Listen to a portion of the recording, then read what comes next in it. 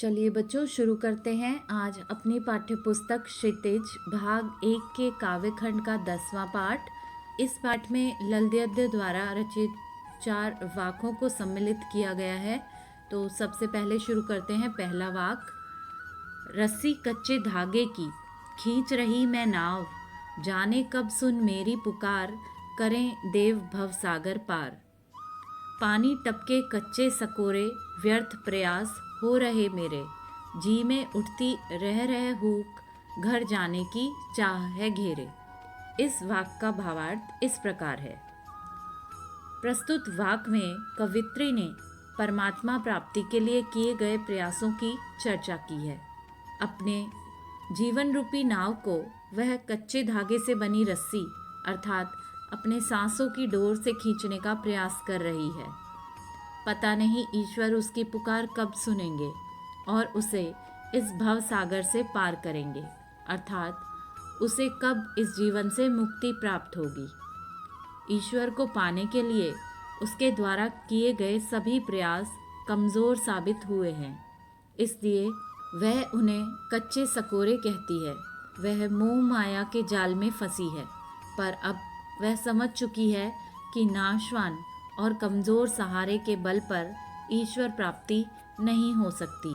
इसलिए वह सांसारिक बाधाओं से छुटकारा पाकर ईश्वर को पाना चाहती है और रह के उसके मन में मोक्ष पाने की इच्छा उठती है।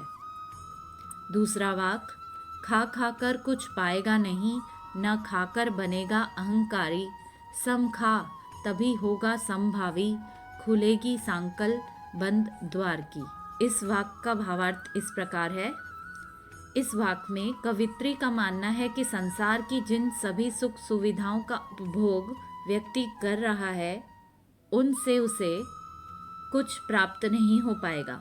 वह व्यर्थ ही इनके पीछे भाग रहा है और न खाकर अर्थात व्रत तप करके भी व्यक्ति को खुद पर घमंड हो जाता है, वह अहंकारी बन जाता है। इसलिए ये दोनों ही स्थितियां खराब हैं। इन दोनों से ही बचना चाहिए। ना अधिक के चक्कर में पड़ना चाहिए और ना सब कुछ त्याग देना चाहिए।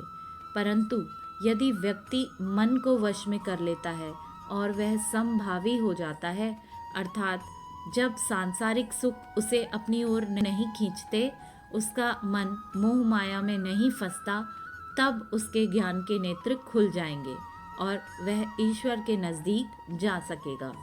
तीसरा वाक। आई सीधी राह से, गई न सीधी राह, सुषुम सेतु पर खड़ी थी, बीत गया दिन आह, जेब टटोली कोड़ी न पाई, माझी को दूं क्या उतराई। इस वाक्य का भावार्थ इस प्रकार है। इस वाक्य में कवित्री का मानना है कि जब मनुष्य संसार में आता है, अर्थात जब वह पैदा होता है, तब वह बुरा नहीं होता, पर धीरे धीरे अपनी इच्छाओं की पूर्ति के लिए छल कपट के रास्ते पर अग्रसर होता चला जाता है। कवित्री ने हठ योग को भी ईश्वर प्राप्ति के लिए अपनाया, पर उसे इस माध्यम से भी ईश्वर प्राप्त नहीं हुए और उसमें लगाया गया उसका सारा समय व्यर्थ हो गया। फिर वह कहती है कि मनुष्य जब अपने अंतिम समय में अपने जीवन में किए गए कार्यों का लेखा जोखा करता है, तब उसके द्वारा किए गए सत्कर्मों की संख्या न के बराबर होती है। जब माझी अर्थात ईश्वर नाविक के समान हमें इस भव सागर से पार उतारता है, तब मनुष्य के पास उस माझी अर्थात ईश्वर को देने के लिए कुछ भी नहीं होता, क्योंकि जीवन भर मनुष्य ने सत्कर्म किए ही नहीं और इसलिए वह कुछ अर्जित नहीं कर पाया। सो कवित्री का मानना है कि सांसारिक बाधाओं से छुटकारा पाने में व्यक्ति द्वारा किए गए सत्कर्म ही मददगार होते हैं। चौथा वाक। थल थल में बसता है शिव ही, भेद न कर क्या हिंदू क्या मुसलमान, ज्ञानी है तो स्वयं को जान, वही है साहिब से पहचान। इस वाक का भावार्थ इस प्रकार है। प्रस्तुत वाक्य में कवित्री कहती हैं कि ईश्वर सर्वव्यापक है, वह हर जगह है और हर कण कण में वास करता है। हमें जातिगत भेदभाव में नहीं पड़ना चाहिए और हिंदू मुसलमान में कोई भेदभाव नहीं करना चाहिए, क्योंकि सभी मनुष्य समान हैं।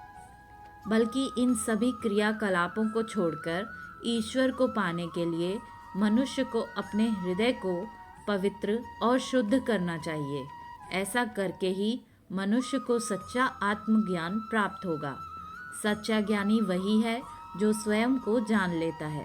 वह खुद को जानकर अपनी आंतरिक बुराइयों को समाप्त कर लेता है या उन्हें समाप्त करने का प्रयास करता है, क्योंकि कवित्री के अनुसार स्वयं को जानकर ही ईश्वर को जाना या पहचाना जा सकता है।